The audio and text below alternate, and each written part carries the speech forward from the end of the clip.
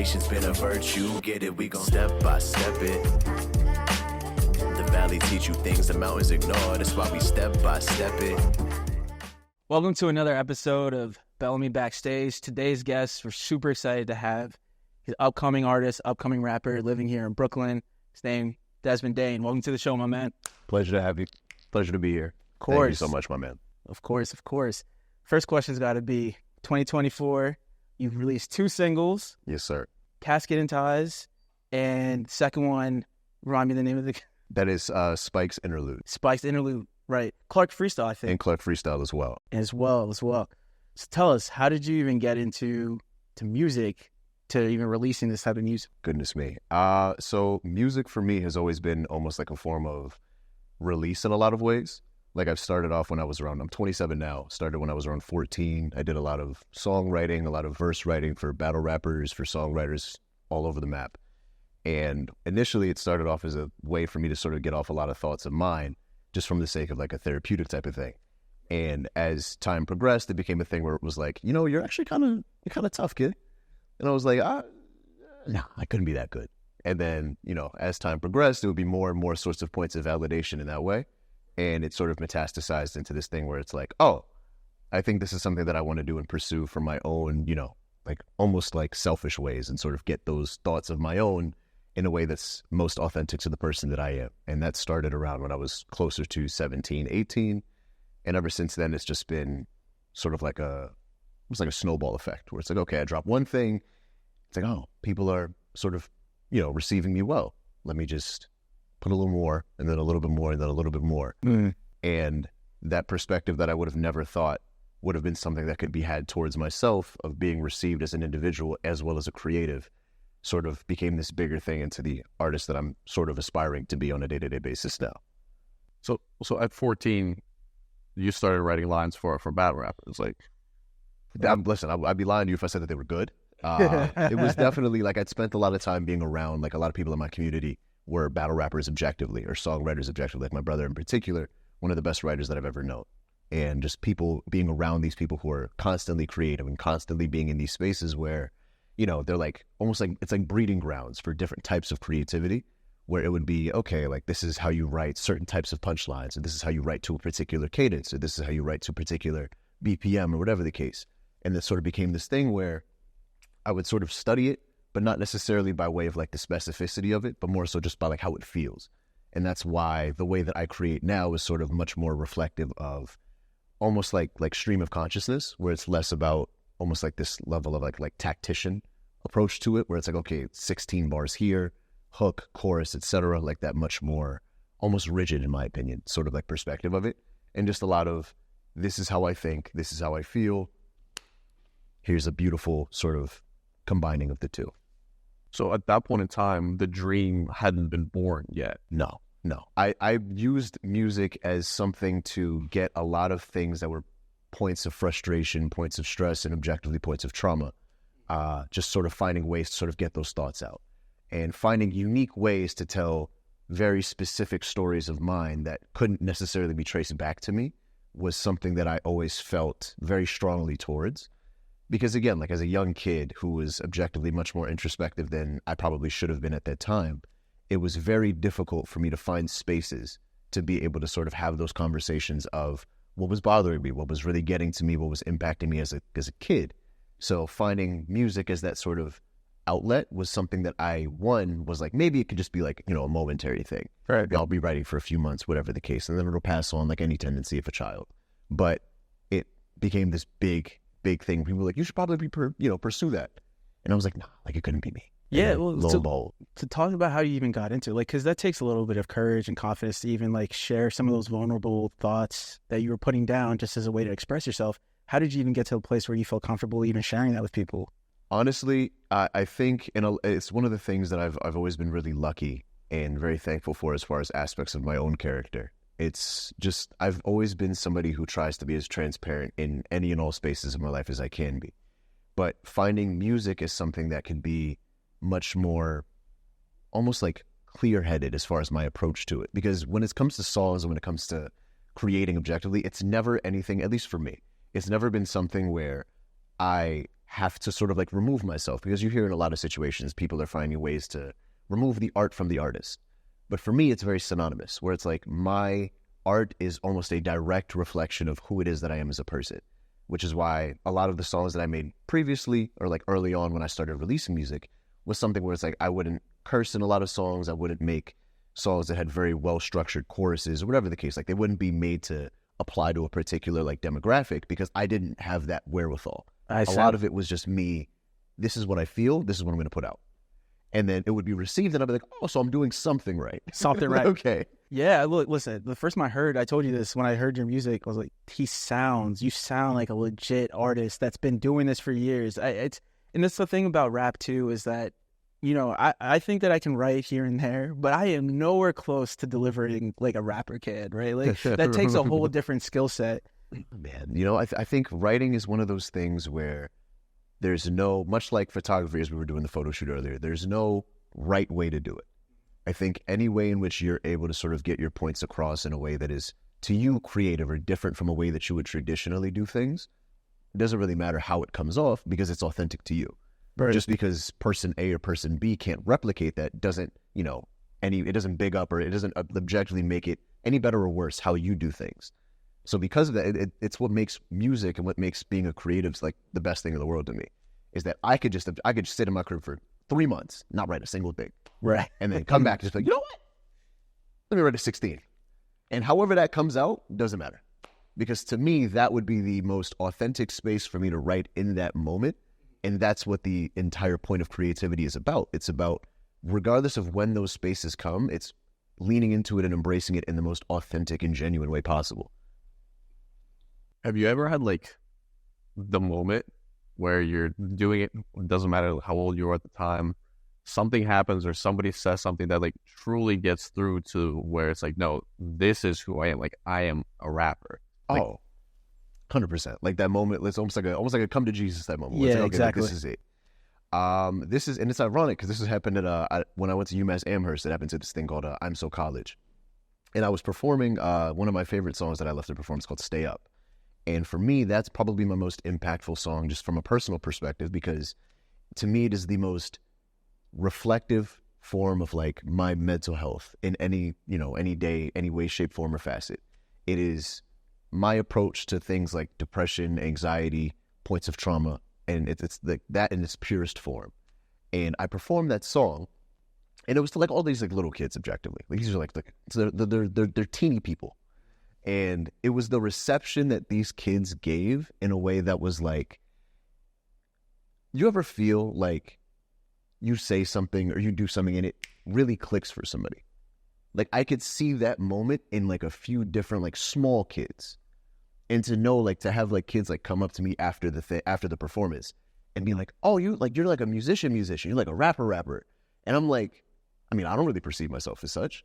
And then they're like telling me things about like themselves that I would have never been able to ask, or would have been able to like sort of glean from them had they not felt inclined to do so after my performance.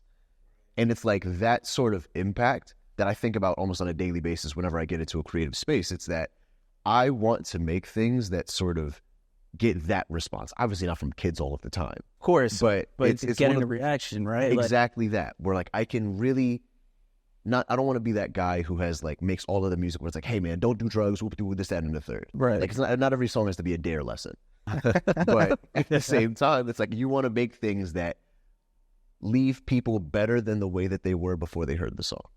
And that to me is like that moment was the penultimate thing for me, where I was like, no matter what anybody else says to me, I could live the same way every day for the rest of my life for as long as I am. This will be the moment when I knew that I could do anything else in the world, but this is what I'm meant to do. That's incredible. Who would you say was the first person that really pushed you to like continue going on that? Because you had said you grew up in different creative spaces. For sure. But was there someone in particular that stood out that was like, listen, I really see a future for you doing this if you take it seriously, or if you go about making your craft in such a way that people can listen to it? Was there anyone that stuck out? There were a few people. Like, I'm a very family-oriented person, and I think a lot of, like, I have 2 brothers and a younger sister, and both of my older brothers, my sister was my biggest hater, and I love her to pieces. Like, it's the atypical. I got 2 younger sisters. You know I what know. And that's my favorite person in the world. Like, and both my brothers were massive proponents in me pursuing it in a genuine sense. And I think I've just been, I don't want to say that there's any one particular person, because I think I'm very lucky. I have a tribe of people who support me in the most genuine ways possible, because I think that I have these beautiful relationships with a myriad of different people from different walks of life that are able to recognize it through hell or high water. This is the thing that I want to do. And they support me. They understand that. They understand the rises, like the pitfalls of it, you know, the ebbs and flows of it. And whenever I need to find those spaces are offered for me. Those are things that, like, that support is offered for me unconditionally. Right. And because of that, to say that I have like one person would almost be like disingenuous to the bunch of people. You feel me? Like, but at the same time, you know, I think before anything else, I have to thank like my siblings, of course. I have to, you know, show support to like my mentors, Sylvan the Q, people who just support me as the artist that I am, but also as the person that I am before anything else. As a creative, like the hardest part, or one of the hardest parts, is that you're putting yourself out there, you're putting your work out there for the entire world to judge through their own lens. And yes, you have your backdrop of your family, but what is it like? You've had your music out there on Spotify for the entire world. What has the general kind of feedback been, and what's it like kind of balancing the negative feedback that you might receive with the positive feedback that you might receive? Right. It's so interesting, because a lot of the things that I get as far as like feedback goes, it tends to come in the way of much more specifically tailored towards like the technicalities of music, where it's like, oh, okay, like the mix here could be better. Okay. Or like this sort of like the specificities of what it means to make a song like in a literal sense. I chalk everything that I do up to God and to luck, because I think a lot of like my creative process, it is quite literally just, and it's something that truthfully I've tried to stray away from, because for so long I sort of leaned into points of pain and points of trauma to sort of be my source for creativity and what have you, because it's the easiest to sort of pull from.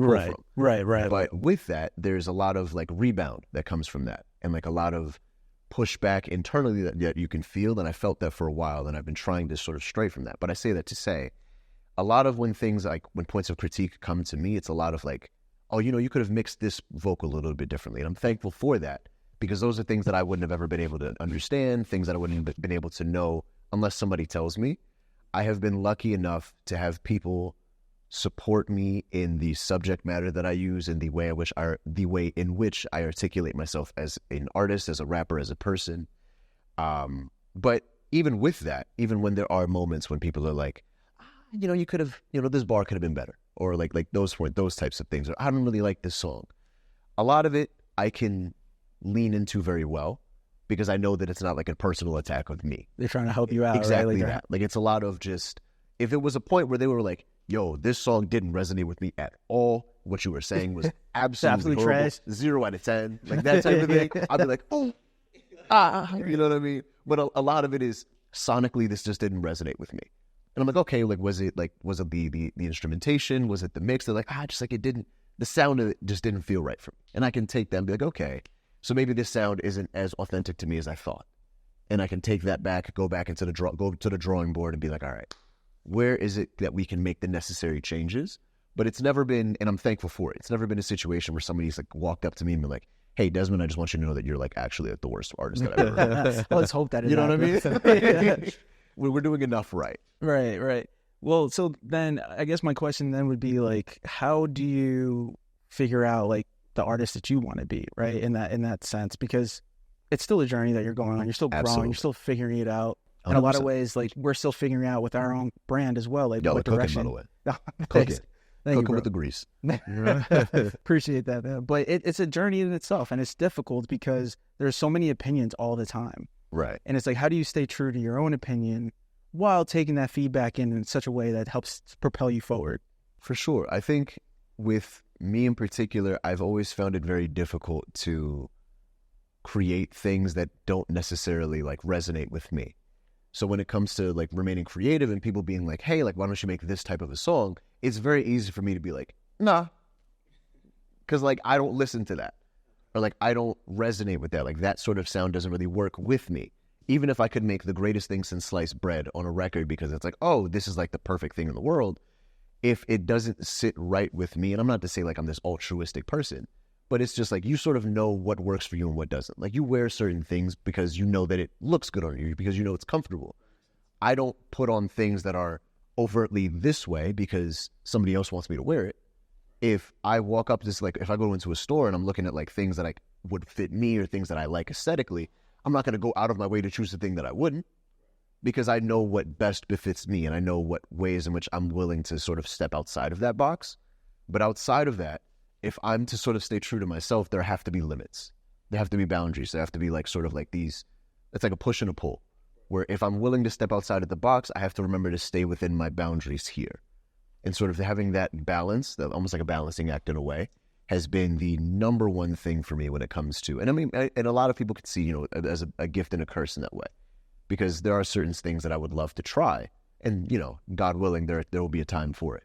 But as far as where I am now, like being an artist in which, or like sort of lending or trending in a way that would be more of an artist that I would feel more comfortable with, as far as like where it is that I want to go and who it is that I want to be. I guess my artistry grows with myself. It's why like I feel comfortable taking breaks, like month after month breaks of not really doing anything or not being in like a space of creativity in a constant way, because I know that when the creativity comes, it'll be authentic to me. And someone far smarter than me said something to the effect of, the greatest, you know, well of content is a life well lived. And if I'm not sort of putting myself in a position to be comfortable with the life that I'm living as a person, I can't expect that to sort of filter into my music, especially as somebody who likes to champion his art as reflections of myself. That makes a lot of sense. You know what I mean? Like I have to give myself that grace to be like, sometimes some things will be for me. Other times other things won't. Regardless of what's, you know, current or in the moment, or like, you know, trends or what have you, that I may be able to hop on and be like, oh, this is, you know, this could be the thing that sort of takes me from here to here. I have to be willing to understand that some things are going to be for me.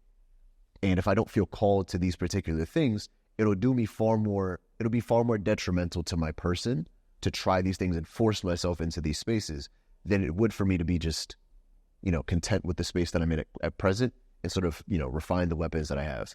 How do you measure success, and how has that evolved for you over time? That is a good question. You can kind of measure success, at least for myself. You can kind of measure it in a way that's like, how much am I willing to push the needle? Because for myself, I'm very, and from the brief time that we've spoken, y'all know I'm a wordy guy. Friends, I'm professional yapper.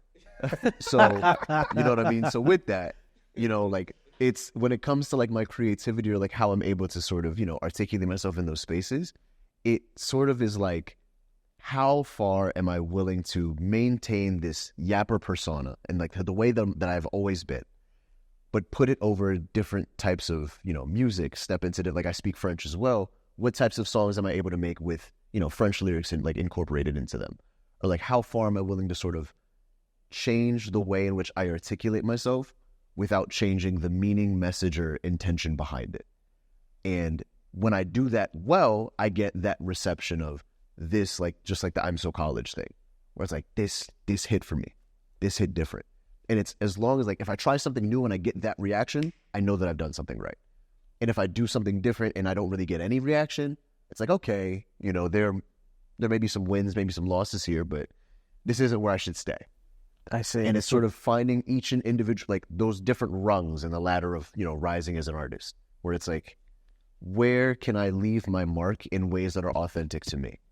And once I find those spaces and I get those reactions of, Dezmond, this song really hit for me. Like I was in a space of XYZ and this song made me feel this, that, and the third. I'll know that this is one that I can put that in the pocket and be like, all right, now on to the next thing. And from then on, I can sort of use that as a stepping stone to be like, okay, if I did this type of flow, what if I did that but branched it off into this? Or if I added a chorus here, or if I added a hook there. And then the next song, it's just that. And how that's received is like, okay, maybe that didn't work. Let's dial it back and figure out, okay, where can we advance from this point again? We know that going right didn't work. What about left? And then sort of where I succeed is when those individual moments sort of show themselves as, Dezmond, you've impacted somebody in a way that music impacted you when you were younger, and that's all that you could really ask for. That's really well said. And just hearing you talk, you sound like such a pure artist, right? In the sense that it's where the message in which you want to deliver is the most important thing. Without question. Right? So as you're on this journey, though, I'm assuming, or correct me if I'm wrong, but is there a goal to eventually be quote unquote mainstream or just be more well known for your music? Or for you, is it more from the purest aspect where you just want to be able to do what's important to you in your own heart? And if it happens to touch people, then that's the cherry on top kind of thing. It's much more of that. A lot of it, because obviously I think anybody would, you ask any artist, like, yeah, of course. Everyone wants to make it, right? Like, and I'd be lying to you if I said that I wasn't, because again, like there are things that I can get and things that I can do and places that I can occupy.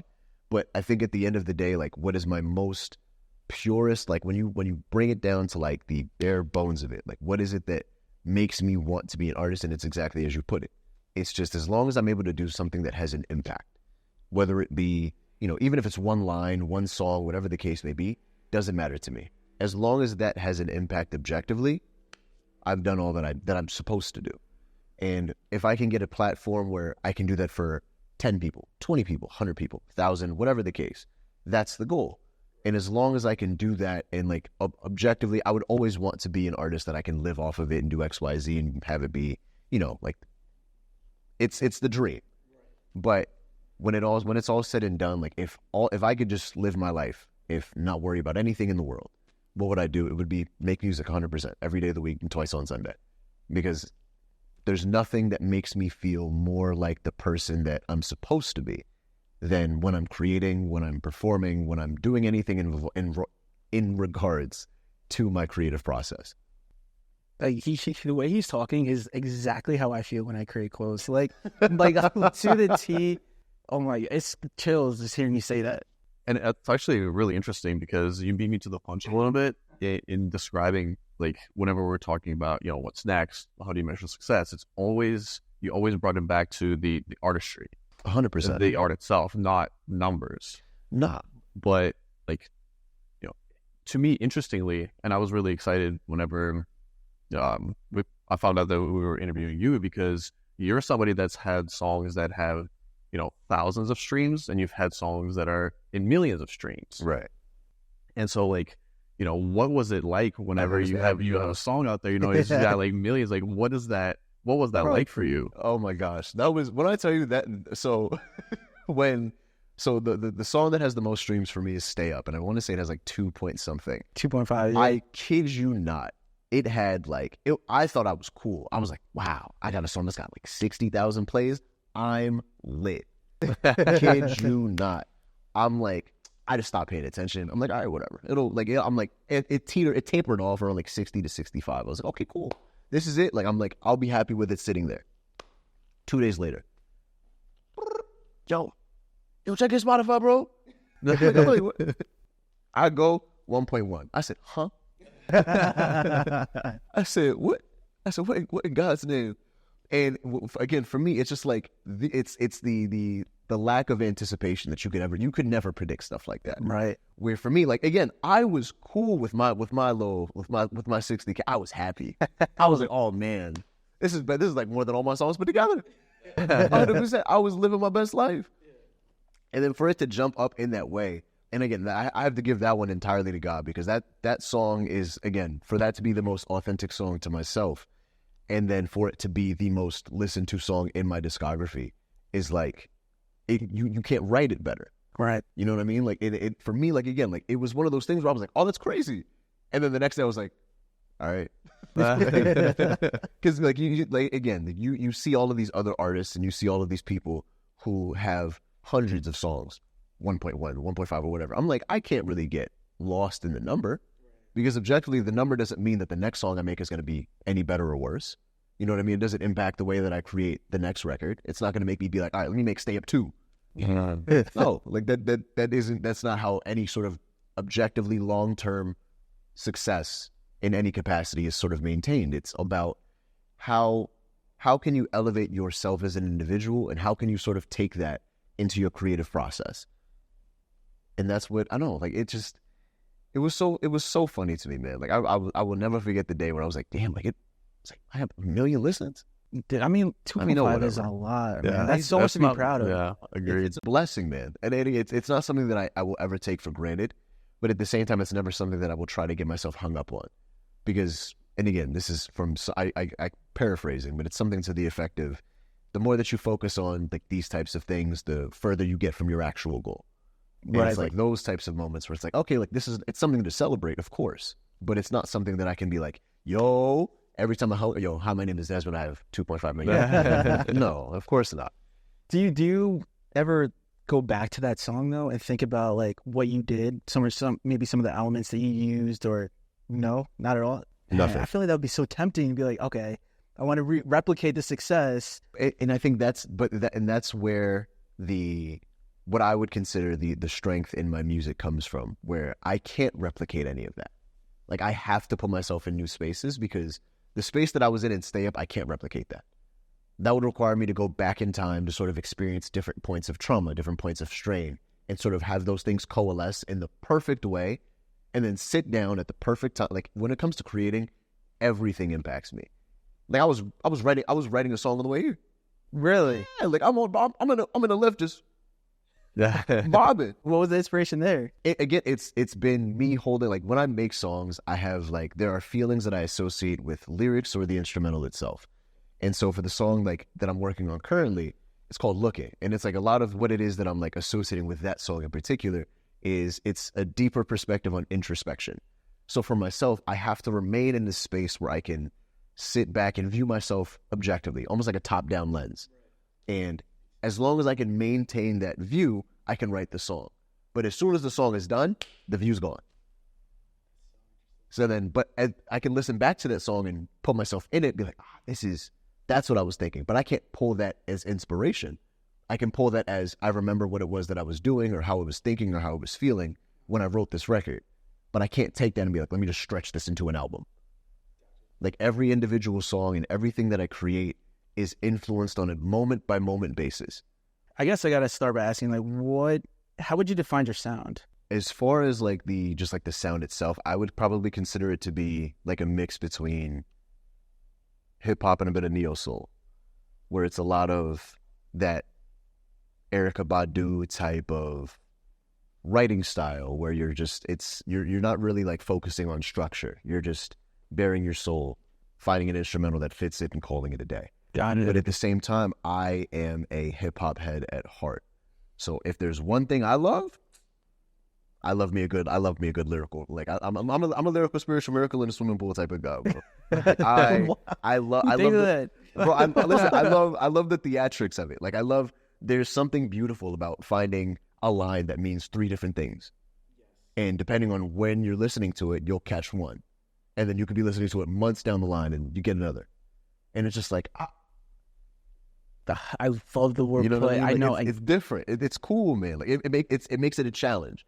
And it's why, like, removing curses from my music initially made it so fun for me. Because it's like, okay, how can I articulate myself in ways that if I just put in shit, I could just sum up the situation like that. But instead, it's like, okay, how can I word this differently and put this word here that lines up with the first bar that I used? And this is like super, super deep lore. In my first, bro, in one of my, like, I can't remember what the song was called. I want to say it was, I think it was Roseblood. I used to do this thing where, like, if you took the lyrics to every, like, the line in every single song and lined it up, there would be like messages in the first letter, and it like would line all the way up, and it'd be like a whole sentence.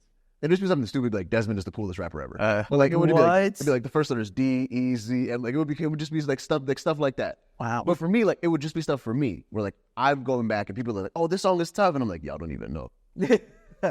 Y'all don't even know how you got low key went crazy. Like, that's crazy. It's just small stuff. Like, and for me, again, that's just like the fun of it, where it's not really like, no one is gonna go to Rap Genius and be like, oh my goodness me, this man is giving the Zodiac Kid, like he's just doing crazy shit. Nah, but it's just, for me, it's just like, how can I make this more of a challenge than it needs to be, but in a fun way? Right. Yeah. It keeps it interesting. Exactly that. That's so funny. There's so many athletes that do the same thing. Like, they're like, all right, for the next extended amount of time, I'm going to go left-handed for a little bit, right? But you have no idea they're doing it, but it's their way of staying in focus. Exactly. That's really cool. It's like I'm keeping my dribble to a minimum of 3 dribbles, otherwise I got to pass the rock. Like something like it's just like, it's tough. It's cool. Like, come on. Can't be mad at that. Yeah, that's actually really dope. And it kind of makes me think about that so the people that are great, there has to be some sort of like a central, the set of motifs, themes, challenging yourself has to be one of them. Yeah. Absolutely. And I want to ask, I mean, there's a lot of people that want to succeed being a rapper, people that are starting out, people that are in the middle of their journey. Like, what would you say to somebody? Would you say to even, yourself back at 14 years old that maybe you can use or they can use? Oh my goodness me. To say to myself, I mean, as somebody who is nowhere near where it is that I would want to be, but slowly trending, the snail's pace. But I guess just being true to yourself is always the number one thing, but never close your mind off to opportunity in that way. Because I think some of my most impactful moments have just been spaces that I've been lucky enough to occupy with friends. Like I was lucky enough and blessed enough to be able to perform with Color Studios. And that was literally just a whole thing because it was myself, my best friend Nehemiah, my other best friend Tristan, and my other best friend Rohan. And we were all like, yo, what if we just sent all of Dezmond's music to mad platforms and see who reaches out? See who reaches out, of course. And we did this in February. Sent a bunch of emails, had no idea anybody was going to reach back out. Kid you not. April comes around. We're at the rec center playing ball, cooking, smoking. At 10 out of 10. Handle crazy. So we're in between games. We won. We go back to our phones. Tristan's like, yo, check your email. Because we all we're linked up on the same email. First email, Colors X Studios. Hi, we would like to reach out to see if we can get a potential conversation going with Dezmond Dane in regards to a performance. I'm like, that's crazy. I'm like, regular old me. So we get to talking, whatever the case may be. And the song that we'd initially sent in was it was an older record. And I'm just making regular conversation with the folks that we're lucky enough to be in contact with. And I'm like, yo, I'm working on some other stuff. Just to see if I can get these are seasoned musicians, so seasoned people who are, active in the industry. They have much better and much more, tailored ears to this type of thing than I ever could. So I'm like, let me just send them some of my newer stuff that's a bit unfinished to see, what am I going in the right direction? Any type of feedback you can get. Exactly that. I send them one at all. Why I get an email back from the head of Colors? He's like, yeah, so you're going to perform that one. I said, huh? I said, the song isn't finished, sir. I said, oh my God. And did they say why? They just said he was just he was like, this song resonated. And again, it was one of those, you're doing something right.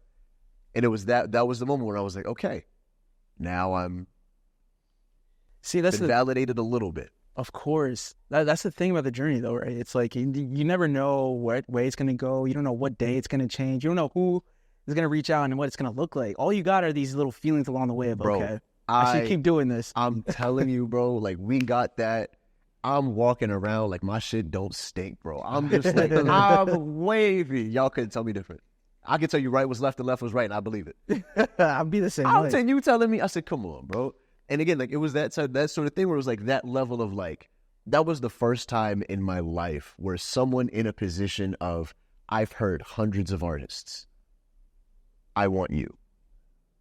I've been validated. I had been assured that I'm doing things in the right way. But this was the first time that someone was like, Dezmond, I like your music more than these. Wow. And I want you to be in this position. Just how long ago, how long after you started did that moment come? I want to say I started releasing music under my own name. I want to say 2017, 2018. No, I'm lying. No, I'm not lying. 2018. 2018, I think was the first thing I saw. And then that was 2 years. So that was 2 years of me just throwing things at a wall and hoping something sticks. And again, even after that, I'm still, because at the end of the day, that's what music is all about. You can try to find a formula to it as best as you can, but algorithms only last for so long. So with that, it's okay, if I stick true to the thing that has always worked for myself, and that's not necessarily abiding by any particular thing, but incorporating different aspects of different creative processes. that may work for some or may work for others and may not work for other people. And just sort of finding the best, balance between all of these things and myself. And for me, that's what's always worked for me. And I've been lucky enough I'll go months without doing anything artistic and then create one thing and people will be like, damn, bro, I was low-key missing your music. And like, damn, like I was really, like it's been a minute since I like seen you. I was kind of worried. I was like, damn, like I really hope that you're going to come out with something new. And I'll be like, it's still weird for me to think that people need to look out for me like that. I mean, the thing is, when I was looking at your catalog on Spotify, like I did notice some of the breaks in your music. And so this year, the fact that you've come out with 2 singles, right? One in February, one in March. How would you define 2024 for you? What's the outlook looking like? It's giving, we put a cement block to the gas pedal, tied it, jumped out the car, let I love that. And because at this point, I've been living, last year for me was one of the most growth-inducing years of my life. And in creative terms, it accrued so much content for me that I'm just like, built like Dr. Eggman, just like real big. Yeah. And I'm like, I need to get this out some way, shape, form, or whatever. So this year we have an unnecessary amount of music coming out. And it's just, I've never been so excited to sort of throw all of these things out and just be like, like I really want to give myself the opportunity to really get where it is that I feel I should be. Yeah. And that a lot of that comes into the way of work ethic, of consistency, of, your output, things of that nature. But at the same time, you have to remain true to the way in which you create, which is why, like, I've been trying to drop a song a month, and I would try to do it, at the earlier end of the month. But this month I was like, doesn't feel right for me to drop it at the start of the month. We'll drop it at the end. So it's like, we have a song coming out next week, and then the first week of the month of the week after of May. So the first week of May, obviously. So not next week, but the week after. So it's like every single month I plan on giving different parts of my person, and then there's going to be like EPs and stuff included into those things as well. That's exciting, man. Listen, it's exciting stuff. It's so, I love stories, man. Like I think telling stories and being true to them and having that layer of authenticity to every story that you tell, especially as a creative, there's nothing better than that. Because you could relate to anybody telling you, yeah, nah, man, I was walking up the street, XYZ. Like, you could just pick apart different pieces of somebody's day. But it's different entirely when someone is telling you what they did, how they went through it, how that impacted them, and the person that they are after that situation. And that, for me, is like the golden rule for any and every story that I tell within my music. Like, I have songs about breakups, but it's not even like a proper breakup. It's literally just me being like, yo, like, this person hurt me. This is how I deal with the hurt. This is where I am now. This is how I'm approaching things moving forward. And it's not like I hate this person, but it's more like, nah, like I feel like after this, I'm much better just being alone. I'm much better being this version of myself. And I almost thank you for that, because I can now grow in this way because of this situation. That's powerful. And those sorts of moments of storytelling where you can almost curate entire albums. That's why a lot of my albums now are just catered towards colors, because I associate feelings and colors very synonymously. So it's like a lot of the EPs that I'm working on are just color based. And I was like, man, forget like just trying to be like, oh, like what's like a cool name? No, like I'm just indigo. The album that had Stay Up is the album in blue. Yeah, the album in blue, Crimson Rose 2008. Yeah. And then the only other 2 projects that I have that are different of that are, ironically enough, based around timing. So it's Imperfect Timing and Perfect Timing. And those are just, again, those moments of, I feel I'm really tough at this writing thing, so let me just, and then here's a project. And it's different. I love having those, like, duality, where on one hand I can just be like, nah, let me just get into my bar heavy things. And on the other hand, I can be like, I can put a song out like Eras, where it's just me on an alternative indie rock type of beat. And I'm like, I'm not a rock guy. I just felt inclined to write over this. And lo and behold, it became my favorite song that I've ever made. I respect the artists that are always looking to push the boundaries of themselves, right? Not even just about saying that you're doing it, but more so for your own self and your own journey. Absolutely. I respect those artists above all else. I have to ask, you mentioned Erykah Badu, but are there any other artists that you look up to that inspire you? Oh my goodness me. The list is too long. Like a CVS receipt with the coupons. Top 3. Top 3. Right now, I would say Ironically enough, I think the majority of them were outsiders. So it's Isaiah Rashad, JID, and Mick Jenkins. I like JID. I listened to his Tiny Desk the other day. Ooh. JID, that man's pen. Oh my goodness. Yeah, he's you actually do remind me now that you say that. Bro, I'm telling you, like I study writing. Like I love it. I love it so much. Like I study breath control. I study like the different types of syllables, like syllabic structure. Like I study like down to the letters that you choose to end certain sentences with, because they feed into the rest of the bar that much more. It's like more like sequenced in that way. Like I love writing. So all of those artists are just people who sit and really just, bro, I'm telling you, they could take a ballpoint pen, just write that into stone. It's different. But again, like there's that side of it. And then my all-time favorites, it's a different conversation entirely, where it's a bit of, I'm a Lupe Fiasco guy, absolutely love him to death. A bit of a Prince guy. Prince, okay. Love me some Prince. And then honestly, I would probably put Jay-Z, just because, I mean, it's Jay-Z. What are we doing?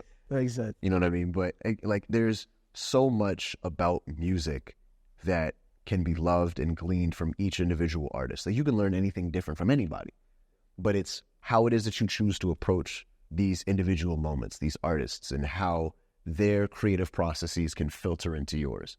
Like I don't write anything like, you know, JID, Mick Jenkins, any of them, but I can sit there and study and be like, well, I don't understand this, but how it makes me feel or how it makes me approach my own sound is this, that, and the third. So what if I just incorporate that into my next record and see how, and then that's when we go back into the trial and error phase of like, okay, let's see how this reacts or how people react to it. People like they're receptive. Dezmond, this made me feel this way. I'm like, bet, got a new one. And then I can table that. So then when I'm making the big project, I can grab and pick from different spots and find different ways to, you know, articulate different feelings, different emotions, different stories, different memories, all of that. And it's this super sequenced tale of a moment. And for me, that's like the biggest thing. Wow. I'm going to be honest, like with this like whole conversation, just like seeing you always take whatever we say and put it back to like the wordsmithing and connecting those things to feelings, connecting the experiences to people's feelings. Like that is the true craft. And I very much appreciate, you know, you giving us your time and walking us through kind of how your mind works, because this is super interesting. Thank you for the space to begin with, man. Like again, like I'm just somebody who I love talking in general. When you get me talking about things that I love, oh brother, this guy stinks. Because again, like the craft of making music and the parts of being a creative that most, you know, intrigue me and like sort of keep me up at night in the best ways possible are ways in which I can sort of find like, it's just like that one line. Like I'll build whole songs around one bar and I'll be like, I need the perfect backdrop, because when someone hears that, that's going to be the one. And I'll know it. Like, oh my goodness me. What's a bar? My goodness me. Oh my goodness. I was gonna say, do you even remember all your bars too? Like, unfortunately, I do. You do? It's an ungodly amount of just lines and just, oh God, goodness me. There's a bar in a song called Journal Entry Number, I want to say it was Journal Entry Number 2. It's a Thanos bar. And when I tell you, oh my goodness me, cooked, bro, I'm telling you. Oh my goodness. See, like now I can't remember for the life of me. But it's just like building songs around that one bar. Or like there was a song that I wrote called Rome Has Fallen, and that's the like the heartbreak song. And there was a moment in my life where I was like, I have many a tattoo. I'm a big anime guy, so I have mad anime tattoos all over. And so is our other guy. Yeah, Ben's big fan. So I was trying to find, I was like, maybe I can just incorporate even that side of my creativity into my or like that part of my life into my creativity. So in that song, in a heartbreaking, sad ass song, I'm like writing like Naruto bars. Like, how does that even make sense? I'm like, I forget I think the bar is like, how does it go? It's like, I call this path my own, destitute, but never rest. The truth is I'm the best alone. Stepping next to represent the booth, my second home. Every step a kick a cadence, make a fake a metronome. Logic with the intronome. Naruto Kaneki Light Yagami Yashi Ichigo, Dezmond with the demon, so believe me, this is not for show. Like something like that is, I'm telling you, when I wrote that, I was like, oh, I'm like, bro, listen, you can't tell me nothing. I was like, bro, and I'm like, this is tough. And then it's so funny because That's sick, bro. after I write that bar, I put the song, we'll do whatever the case may be. I'm like submitting it to different like YouTubers, whatever, trying to see if I can just get to like a little bit of extra motion for the song. I submitted to No Jumper. And some folks from No Jumper, they hear the song and it's like a little video behind it as well. And they hear that bar. And in my head, again, I'm like, I know when people hear that line, that's going to be the one. They hear that line, stop the whole shit. They're like, nah, this nigga's crazy. And I'm like, this is what I mean. I'm like, come on. I'm telling you. And again, like it's just stuff like that for me where it's like finding unique ways to be like, how can I incorporate this side of myself with this side of myself and make like a bit of a Venn diagram situation where they meet in the middle. And for me, it's like once I find that sweet spot, smooth sailing. Then it's just about building the infrastructure around it to make sure that that particular space is supported. And I know that I'm good enough in a space and I'm talented enough and I'm good and I've put enough hours in so where I can get to that point. But it's finding those authentic lines and authentic spaces of intention where I can be like, this is what feels right and not force the feeling, which is why, again, like I'll go 2 months, not write a single line. And then I'll just be walking to work and I'll be like, yeah, nah, this is one. Write it and then go back home and then the rest is history. That's fire, man. Where can people go and find your music? Listen, you can find it on LimeWire, Napster, SoundCloud, Apple Music, anything. My name is my name, Dezmond Dane. It's spelled with a Z because my parents, wanted me to be special. 2 words, and yeah, I'm everywhere and anywhere I need to be. Awesome, man. Well, thank you again for spending some time and talking about your creative journey with us, man. We're rooting for you. Cannot wait to hear some new music this year. It is an absolute pleasure, my This is just the beginning, brother. Whew. Thank you. Absolutely. Yeah, appreciate it, man. Thank you so much. Sincerely. Patience been a virtue, get it, we gon' step by step it. The valley teach you things the mountains ignore, that's why we step by step it.